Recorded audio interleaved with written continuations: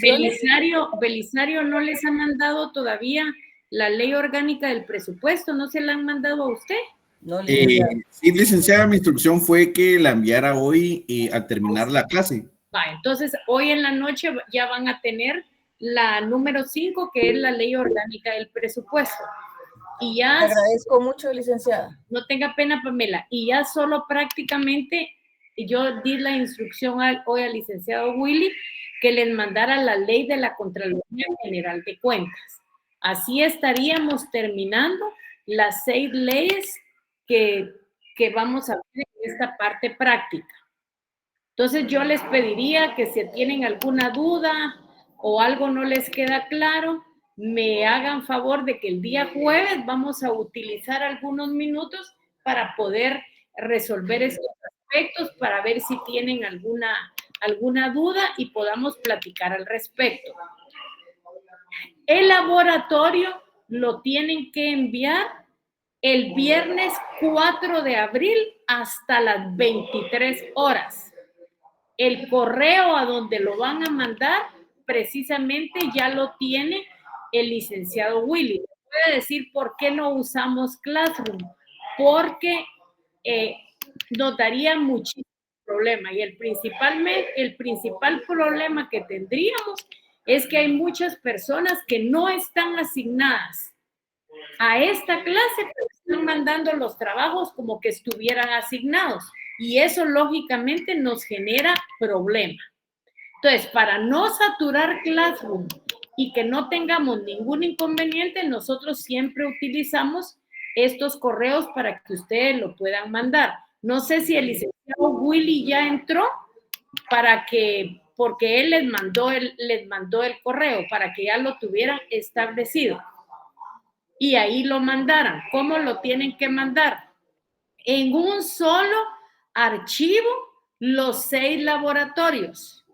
Los laboratorios van con las respuestas a mano. Las preguntas no me importan. Las respuestas tienen que ir a mano y tienen que expresar la base legal para las respuestas que ustedes tienen.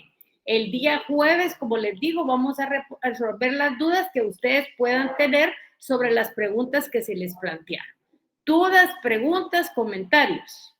Ya apuntaron bien que es viernes 4 de abril hasta las 23 horas. Esto no quiere decir que antes no lo puedan mandar. Nosotros felices que lo manden antes para que no se nos sature el sistema.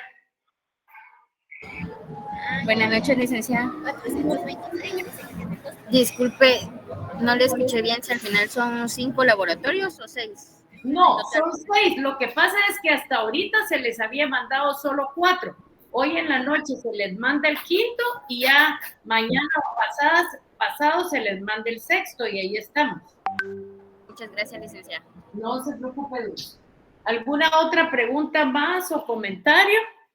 Entonces, la fecha límite es 4 de abril a las 23 horas. Pueden mandarlos antes. Nosotros felices que ustedes los puedan mandar antes y no hay ningún problema. Si no tienen ningún comentario, ninguna situación, yo no tengo ningún inconveniente. Solo quiero hacerles una advertencia. Y la advertencia es que se examinen en donde ustedes están inscritos.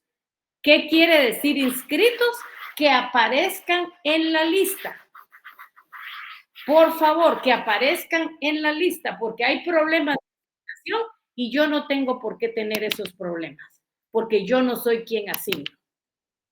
Entonces, como aquí cada quien hace lo que quiere, se meten a la sección que no les corresponde y los líos son más serios. Por favor, se tienen que examinar en la clase en donde aparezcan asignados. Los otros problemas no son problemas míos, que los solucione quien los tiene que solucionar y se acabó. Estamos claritos, ¿verdad? Si hay algún examen de gente que no aparece en el listado mío y se examina en el segundo parcial, yo no le voy a pasar la nota. No le voy a pasar la nota. ¿Estamos? Daniel, que está por ahí con sus problemas de estos días, ¿está claro en eso, Daniel? Sí, licenciada. Porque yo he perdido tiempo por situaciones que son problemas de ustedes, no míos. Y ustedes tienen que resolver esos problemas porque ustedes saben por qué los hicieron.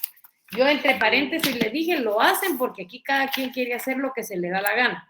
No quieren entender las disposiciones. También hay un montón de personas que dicen que no pueden entrar a la clase. Claro, no entran a la clase porque la licencia solamente es de 250. Cuando ya se pasa de 250, ya no hay posibilidades. Y yo estoy viendo en el listado que tengo 321 y sumado a los 321 todavía hay un montón de gente que no pudo entrar. Pero esos problemas de asignación no son míos ni yo tengo que perder el tiempo en verlos. ¿Estamos claritos? Si no tienen ninguna duda, ningún comentario más, comenzamos las clases entonces, por favor. Y si tienen dudas de los laboratorios, entonces los vemos el jueves. Ya entró Willy. Willy, aquí falta que Belisario mande hoy la ley orgánica del presupuesto, que nos va a hacer favor hoy en la noche porque esa es de instrucción. Y mañana, por favor, que ya tenga la ley de la Contraloría de Cuentas para mandárselo si está a mano. ¿Cómo no, doctora? Yo, perdón, tengo entendido de que él parece que lo va a enviar hoy las dos para Hoy, finalizar. Hoy los dos al finalizar. Muy bien, gracias. Sí. Yo no sé si ya ingresó Belizardo. Aquí estoy, sí. Como había recibido la instrucción, al finalizar la clase van a ser compartidos los dos laboratorios que están pendientes. CN primero y de ahí los manda, no se preocupe. Bueno, gracias, licenciado. No tenga pena. Ajá. Bueno, ya no tenemos dudas, ni preguntas, ni nada. Entonces vamos a la clase el día de hoy, que ya di 15 minutos para el ingreso y es tiempo suficiente. Hoy, ay, hola. Espérenme, porque aquí no sé qué pasa, pero en esta sección, en la otra sección, ellos ingresan solo y aquí no sé qué pasó, pero aquí les tengo que ingresar. Ahí está. Espérenme. Bueno, entonces yo les decía que hoy vamos a ver otras clases de impuestos que existen y que nosotros tenemos claridad en esa situación. ¿Cuáles son los? Pero déjenme, porque aquí hay Javier Andrés, lo vamos a dejar entrar al último y ya. Bueno, ahí está, yo creo que ya admitimos a todos. Bueno, entonces, y yo les decía que aparte de los impuestos que nosotros vimos, los directos e indirectos, hay otra clase de impuestos que también son importantes en nuestro medio y son algunas clasificaciones que nos han dado otros autores. Entre esas clasificaciones se encuentra la clasificación que dice que los impuestos pueden ser generales y especiales. Esta definición es la que da Emilio Margain. Emilio Margain nos dice que los impuestos pueden ser generales y especiales. Es un impuesto general. Es el que grava actividades distintas, pero tiene en común que son de la misma naturaleza. Y cuando ustedes miran la ley del IVA, efectivamente grava distintas actividades, pero sí son de la misma naturaleza, porque lo que grava el IVA es la prestación de los servicios en diferentes modalidades. Por ejemplo, puede ser salario, puede ser un alquiler, puede ser la lotería, puede ser un fideicomiso, pero siempre de la misma naturaleza. Entonces, el mejor ejemplo que tenemos de los impuestos generales es el impuesto al valor agregado. Luego tenemos los impuestos especiales. Este impuesto especial es el que grava algo especial. Y ese algo especial, como su nombre lo indica, puede ser una actividad. Por ejemplo, el impuesto sobre automóviles nuevos o el impuesto a la minería. Hay otra clasificación más de esta, y es una clasificación que la divide con fines fiscales y con fines extrafiscales. ¿Cuáles son los impuestos con fines fiscales? Son aquellos que se establecen para proporcionar los ingresos que el Estado requiere para la satisfacción de su presupuesto. O sea que lógicamente todos los impuestos que nosotros tenemos en Guatemala entran dentro de esta clasificación. Son aquellos que se establecen para proporcionar los ingresos que el Estado requiere para la satisfacción de su presupuesto. Ahora miremos cuáles son los impuestos con fines parafiscales o extrafiscales.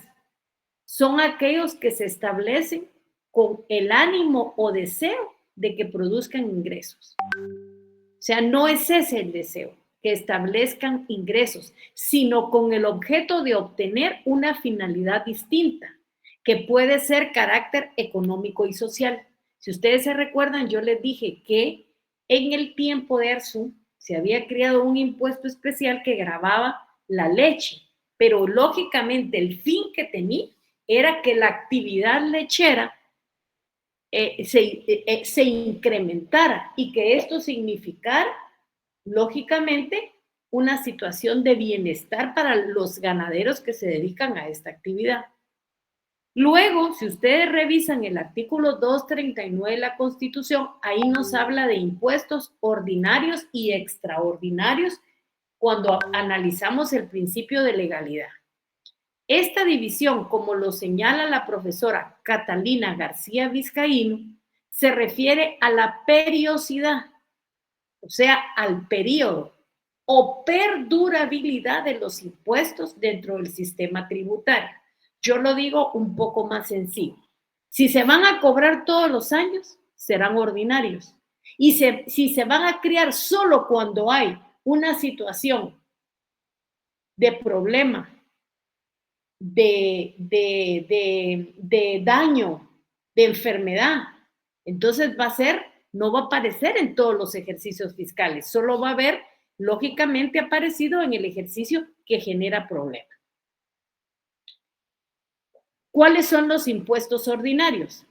Son los que se reproducen todos los años con una periodicidad regular. Miremos ahora cuáles son. El IVA, el impuesto sobre la renta, el impuesto de circulación de vehículos. Esos son periódicos y rigen hasta su derogación con la característica de haberlos establecido con miras a su permanencia. O sea, ¿por qué se crearon? Porque el Estado necesitaba tener los recursos necesarios que le permitan satisfacer las necesidades de la población. ¿Y cuándo se cobra? Siempre se cobra. Impuestos extraordinarios. Surgen estos impuestos en periodos de crisis, de alteraciones profundas en la economía, para lograr ajustes a los gastos públicos. Esas son las clases de impuestos. Esto ya lo vimos y ahora nos vamos a trasladar a estudiar lo que son las tasas. El impuesto único ya se los pasamos. Yo espero que ustedes lo hayan leído. Si no lo han leído, lo van a leer. Y la parte de sus conclusiones, que ya la vimos la semana pasada. Ahora nos vamos a ir a lo que son las tasas. Primeramente, quiero que tomen en cuenta que las tasas existen doctrinariamente, pero no existen en el Código Tributario. ¿Cuáles son las razones para que no estuvieran dentro del Código Tributario? En primer lugar, ustedes saben que unas tasas son cobradas por las municipalidades. Entonces, se pensó lógicamente en hacer un código municipal. ¿Pero qué pasó? Lo que pasó, así de sencillo, es que aquí en Guatemala no se termina nada. Entonces, se creó el Código Tributario, pero ya general, pero ya no se creó el Código Tributario, municipal, y ahí se quedó cojo. A pesar de que la figura existe dentro de la doctrina. ¿Por qué fue que no se puso dentro del Código Tributario? Porque las tasas es bien difícil de caracterizar y se confunden muchas veces con los arbitrios. Entonces, nuestro Código Tributario lo dejó afuera. Entonces, si yo aquí les hago una pregunta, ¿desde el punto de vista doctrinario existen? Sí, existen. Del punto de vista legal, no. ¿Por qué? Porque no está incluido en el Código Tributario. Héctor Villegas, en su libro, ¿qué nos dice? Que la tasa es un tributo vinculado. Ustedes dirán, ¿y eso qué quiere decir? ¿Qué significa? ¿Cómo lo tengo que entender?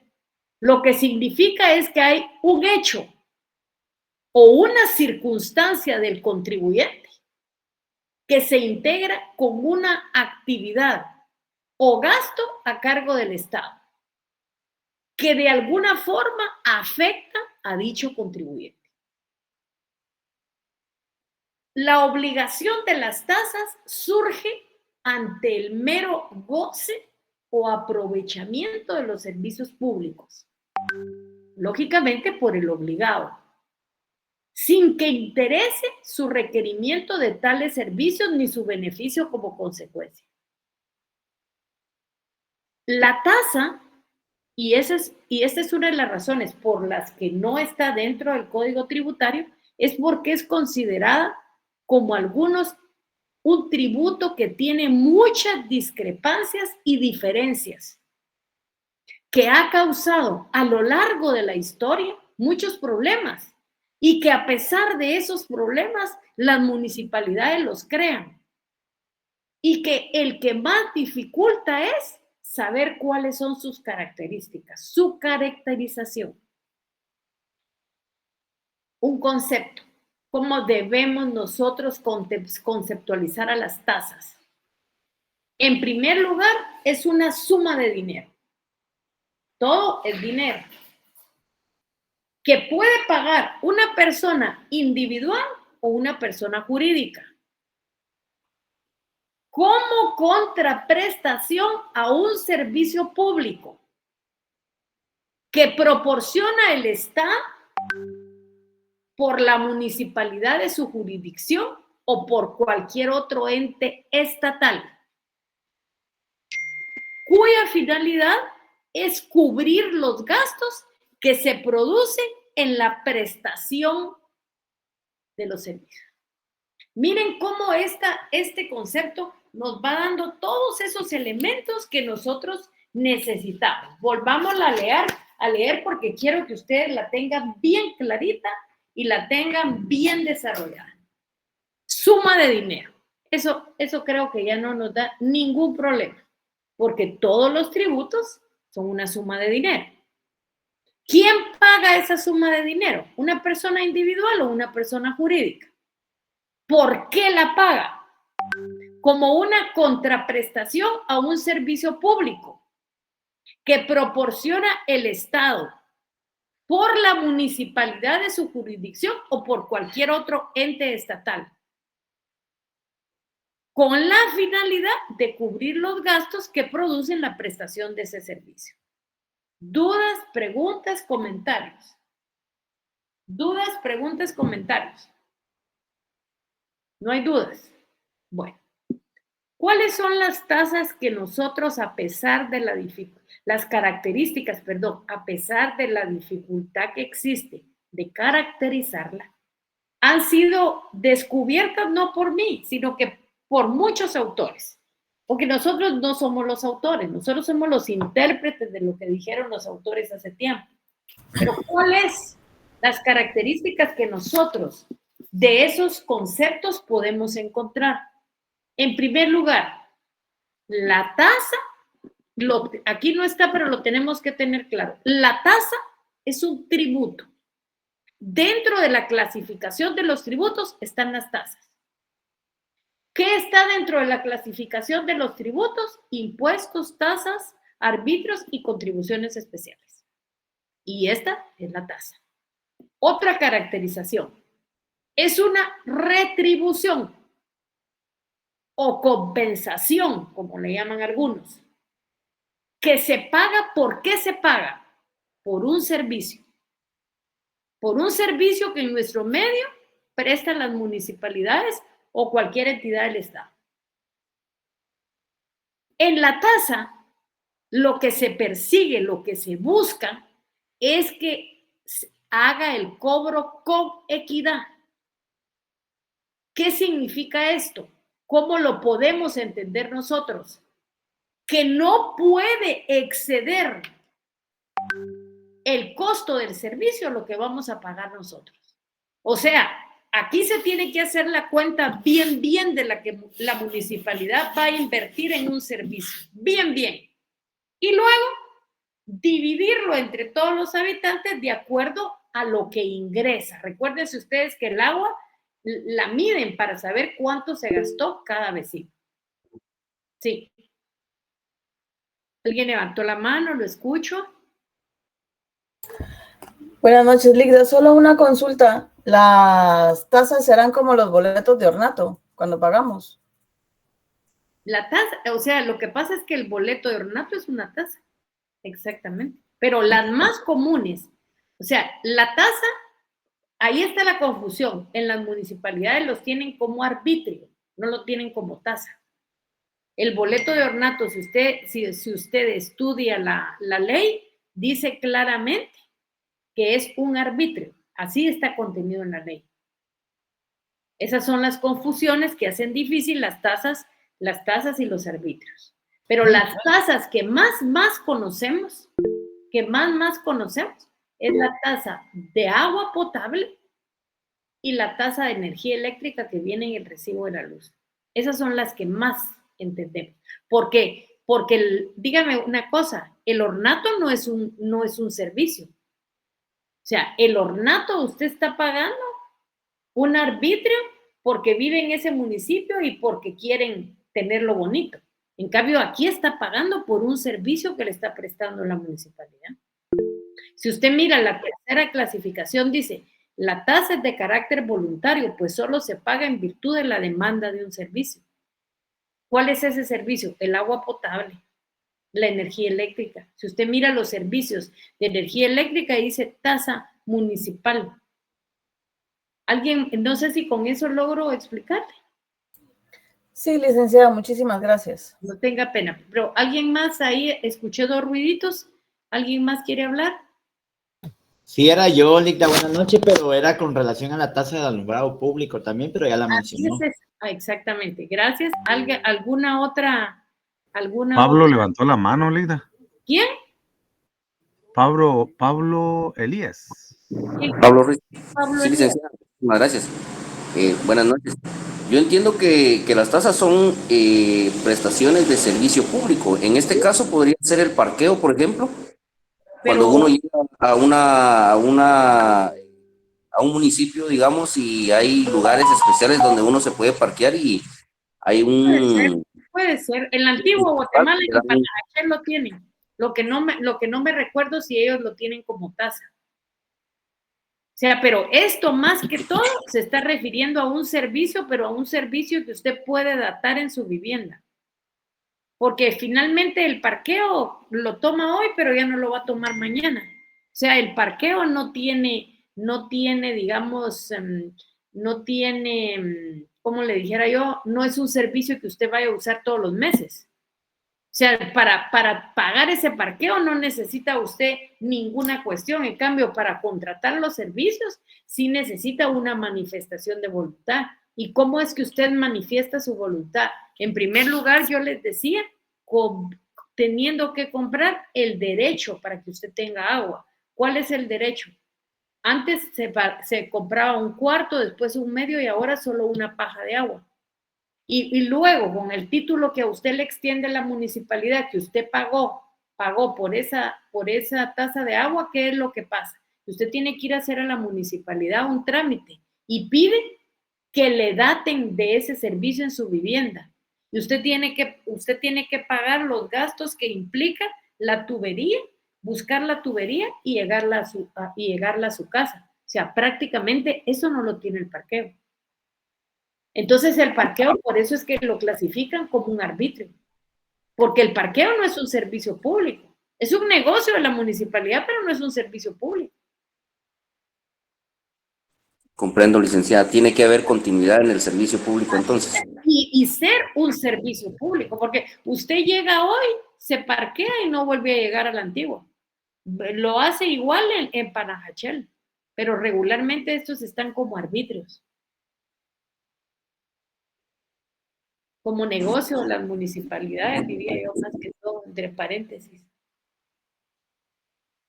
Gracias, licenciada. No se preocupe. Bueno, entonces ahora sigamos con estas características. Licenciada, buenas noches. Buenas noches. Una pregunta, ¿y cuáles serían las tasas extraordinarias, las que solo son para el problema?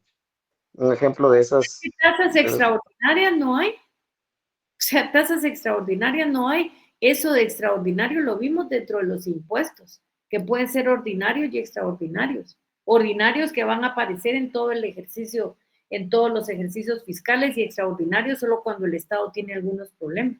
Pero de las tasas todavía no hemos visto la clasificación. Gracias, licenciada. Entonces, les decía, en la tasa debe hacerse el cobro con equidad, con equidad. Eso significa que no debe exceder el costo del servicio. La tasa es de carácter voluntario, pues solo se paga en virtud de la demanda de un servicio. El fin de las tasas no es el lucro para las municipalidades o el Estado, sino es la intención de que la mayoría de los vecinos tenga un acceso a los servicios públicos. La tasa, ¿qué es la tasa? Es toda prestación obligatoria en dinero o en especie. Aquí algunos, cuando la llaman obligatoria, dividen esa obligatoriedad en dos.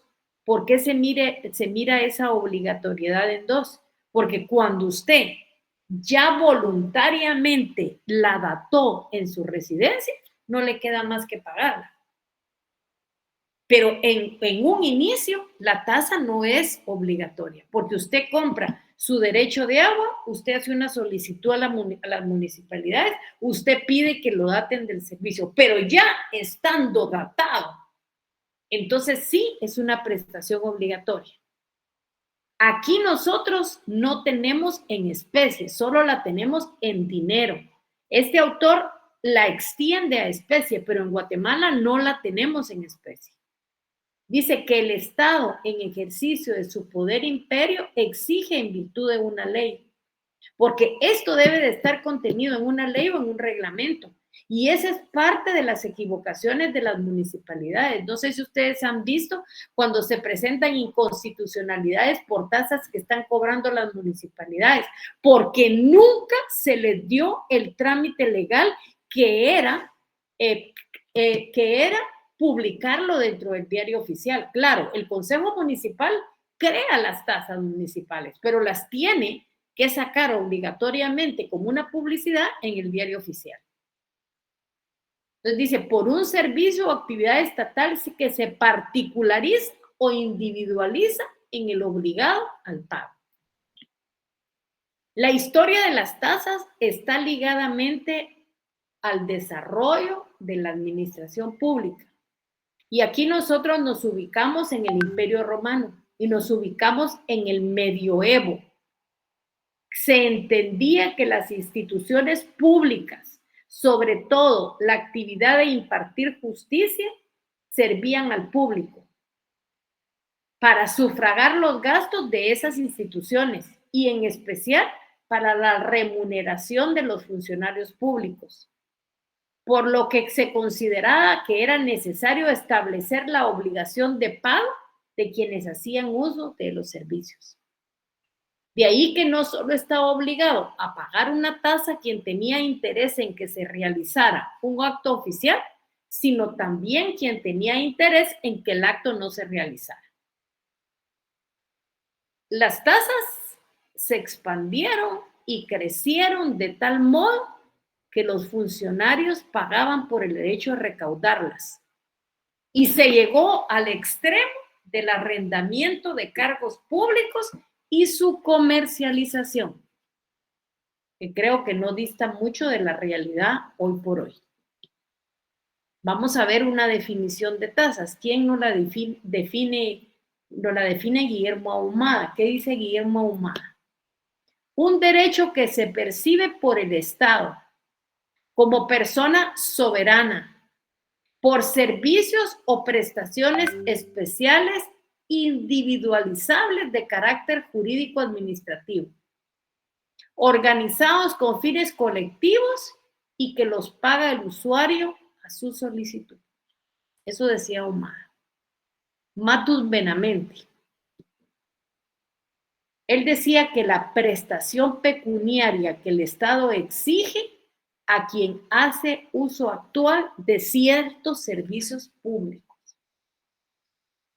Luego tenemos otra definición de Raúl Ríos y Mario Fornaciari. ¿Qué dicen ellos?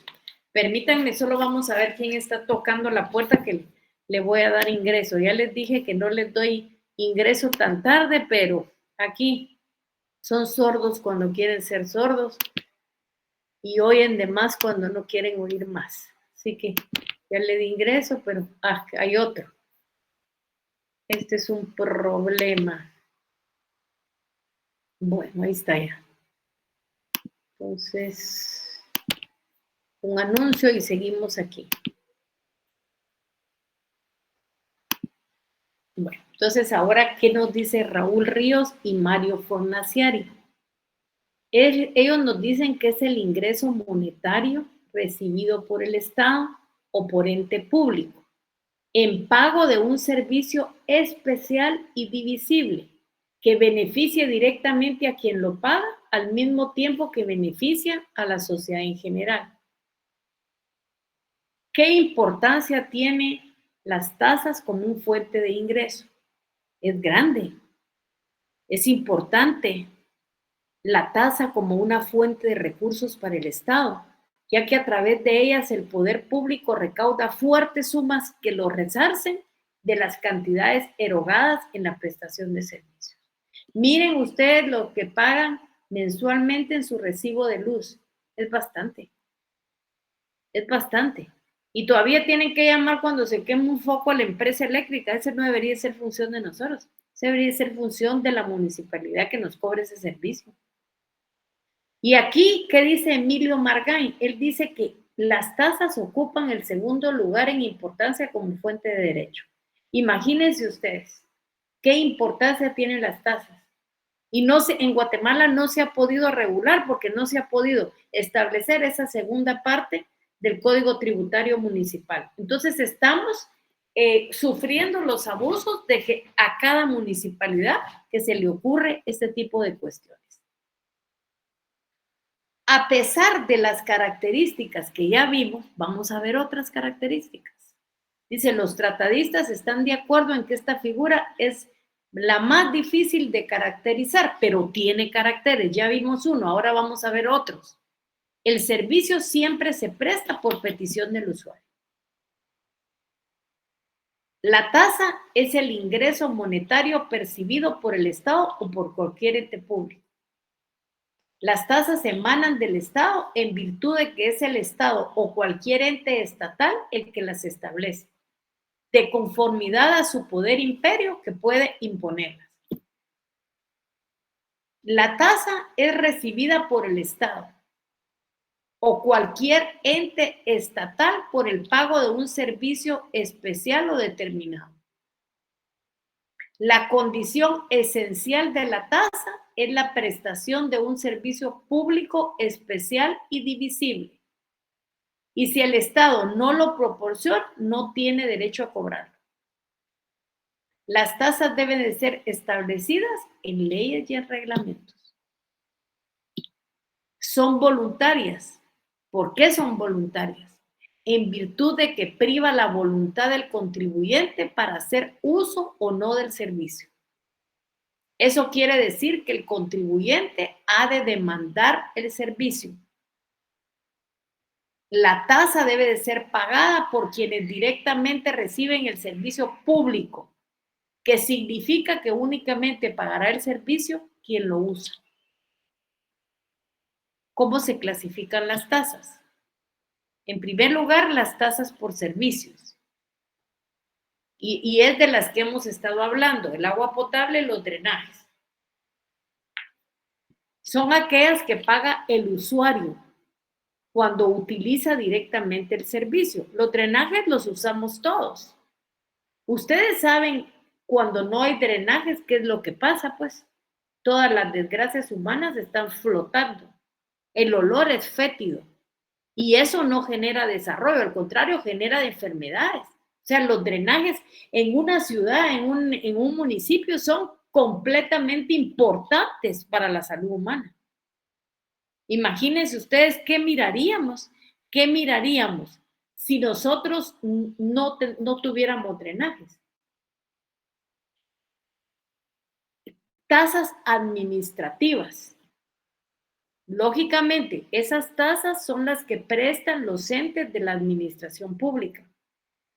El cobro que realiza la administración por prestar servicios administrativos. ¿Cuáles son? Dando constancias de algún proceso, de un acto administrativo. Por ejemplo, certificaciones, partidas de nacimiento, licencias de conducir, copia de resoluciones administrativas, etc. Tenemos otra clasificación de las tasas y en la clasificación de las tasas están las tasas por otorgamiento de servicio público. Son las que se pagan cuando se solicita copia de documentos públicos oficiales, pasaportes. Antes era la cédula de vecindad, hoy es el DPI, partidas de nacimiento, partidas de defunción. Tasas por servicio de instrucción pública. Es cuando se pagan alguna tasa en escuelas públicas primarias, secundarias y hasta la universitaria, que son las que se pagan en la propia Universidad de San Carlos. Los que se cobran para entrar a museos, a galerías de arte, a jardines zoológicos, a teatros oficiales, por ejemplo, el Teatro Nacional, y cuando anteriormente estaba el Teatro de la UP, el Teatro de Bellas Artes. Las tasas por servicios de energía, estas son de mayor significación dentro de los países y se cobran por energía eléctrica y por gas natural, generalmente ofrecidos por entes estatales. Aquí nosotros no hemos llegado al gas natural, o sea, eso todavía no, pero sí por la energía eléctrica.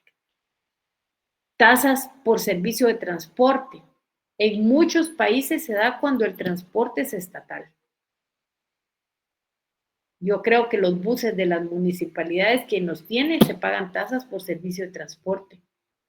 Tasas por acreditación de visitas y controles. Se pagan por controles y visitas que realice el Estado. O sea, por ejemplo, cuando se ingresa al país, algunas veces se pagan algunas tasas por visita y por control. También tasas por concesión de licencias para el ejercicio de actividades reguladas por la ley. Estas son las que se pagan para el desarrollo de una actividad lícita. Ejemplo, cuando se otorga una licencia de conducir vehículos automotores, licencia sanitaria, ejercicio de una profesión, etc. Con todo lo que hemos visto, vamos a encontrar que hay diferencias entre los impuestos y las tasas, pero también hay similitudes. ¿Cuáles son las diferencias? Que en los impuestos el Estado no ofrece ninguna contraprestación o actividad que beneficie directamente al contribuyente. En cambio, en las tasas, su pago deviene de una actividad que realiza el Estado. ¿En beneficio de quién? Del contribuyente. En los impuestos, el contribuyente está obligado a pagarlos, aún en contra de su voluntad. En cambio, en las tasas, el pago es voluntario. Por el contribuyente decide si hace o no del servicio que proporciona el Estado. Las semejanzas. ¿En qué se parecen las tasas y los impuestos? En muchos casos son establecidas ambas por el Estado. En otros casos, ustedes saben que por las municipalidades. Ambos provienen del poder imperio del Estado. Su cobro está basado en ley y el pago es en dinero. Esas son las semejanzas. Ahora vamos a ver la otra división de los tributos, que son las contribuciones especiales. ¿Cuál es la otra? Aquí vamos a ver definiciones, características y su clasificación. Eso es lo que vamos a ver. Eso es lo que vamos a ver.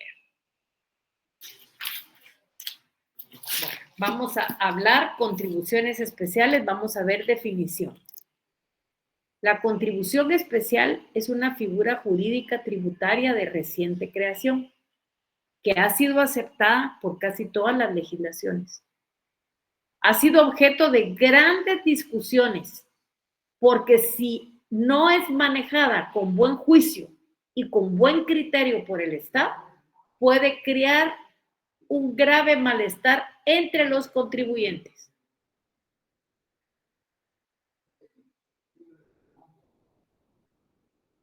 Tal como lo señala Carlos María Giuliani Fonruch en su obra Derecho Financiero. Las contribuciones especiales tienen una configuración especial por sus características jurídicas y al mismo tiempo nos da una definición. ¿Qué nos dice él? Que es una prestación obligatoria debida en razón de beneficios individuales o grupos sociales derivados de la realización de obras públicas o especiales actividades del Estado. Aquí piensen ustedes, periférico, pasos a desnivel. Son obras que tienen beneficio para grupos sociales. ¿Qué tenía como una definición en el Código Tributario para América Latina? ¿Cómo los autores que hicieron ese proyecto la consideraron? La consideraron, lógicamente, a la contribución especial como el tributo, cuya obligación tiene como hecho generador beneficios derivados de la realización de obras públicas o actividades estatales, y cuyo producto no debe tener un destino ajeno a la financiación de las obras o de las actividades que constituyen el presupuesto de la obligación. En el Código Tributario Uruguayo, si nosotros miramos el derecho comparado, ¿cómo lo miran en Uruguay? ¿Qué dicen de las contribuciones especiales? Ellos lógicamente tienen una forma muy avanzada y dicen que es un tributo cuyo presupuesto de hecho se caracteriza por un principio económico particular proporcionado al contribuyente para la realización de obras públicas o actividades estatales. Su producto no debe tener un producto ajeno a la financiación de las obras o actividades correspondientes. En el artículo 13 del Código Tributario, ¿cómo es que lo concebimos? Como un tributo que tiene como determinante del hecho generador beneficios directos para el contribuyente, derivados de la realización de obras públicas o de servicios estatales.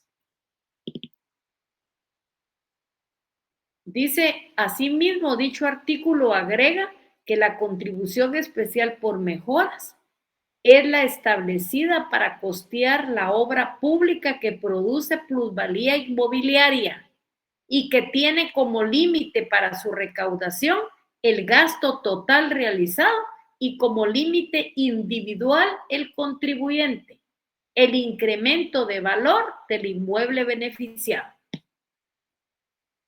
Las contribuciones especiales, lo mismo que los impuestos y las tasas, derivan del poder imperio del Estado, pero a diferencia de ellos, hallan su justificación en los beneficios o ventajas obtenidos por personas o grupos sociales como consecuencia de la realización de obras públicas o de actividad estatal. Y aquí, ¿qué le vamos a agregar? Que para muchos autores, entre los que está Mauricio Duverger, ellos ya no las llaman tasas, perdón, ya no las llaman contribuciones especiales, sino las llaman para fiscalidad, así las llaman. Aquí nos quedaríamos, no sé si tienen alguna duda, alguna pregunta, comentarios, estoy para escucharlos. Comentarios. Bueno, si no tienen ninguna duda, ninguna pregunta, nos quedamos aquí. Si no, escucho sus comentarios. Bueno, pasen feliz noche, que todos esté bien. Primero Dios, que mañana ya sea diferente. Aida, ¿Me Gracias, manda? licenciada. ¿Me manda, Willy? sí, me está platicando Belisario en relación a un compañero que él logró solventar su situación, pero no sé si se encuentra en la clase para que él le ¿Quién hable. es? Henry Alexander Macario Ishcot, ¿Él qué tiene? no se podía, Él ya aparece en el listado de la B. parece que arregló su asignación, pero en el listado no sé si va a aparecer porque no. Es que yo no le puedo subir notas si no hay espacio para subírsela. Ah, O sea, bueno. a él lo tiene que agregar, y cuando él ya esté agregado, que me avise, le voy a decir si es la persona que yo tengo aquí. Sí, Henry. Buenas noches. Buenas Henry. noches, licenciada. Ahí está, Linda. Ahí Ajá. está. ¿Qué manda? Sí aparezco. Justo el día que usted me llamó para verificar que sí tenía mi examen. Ese mismo día en la noche me arreglaron el tema de la asignación y ya aparezco enlistado, ya solo Va, faltaría entonces la nota. si usted ya aparece en el listado, yo mañana con mucho gusto, en la mañana le hago eso y se la consigo. Y de una vez Excelente. la mando a cartelera y usted la revisa. Bueno, muchas gracias, licenciada.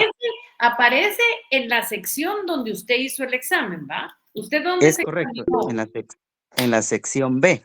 B, ¿ok? Ajá. Va, perfecto, ¿está bien? ¿Ok? Sí. Muchas gracias, licenciada. Feliz noche. Muchas gracias, compañeros, por pasar el dato. No se preocupe, gracias. Bueno, Macario. Ahí como que está iluminando Jaime Humberto Batres Che. Buenas noches, licenciada. Sí, fíjese que yo también tenía problemas de asignación, pero yo ya aparezco en el listado también. No sé si se podría solicitar ¿Usted dónde se examinó? en la B.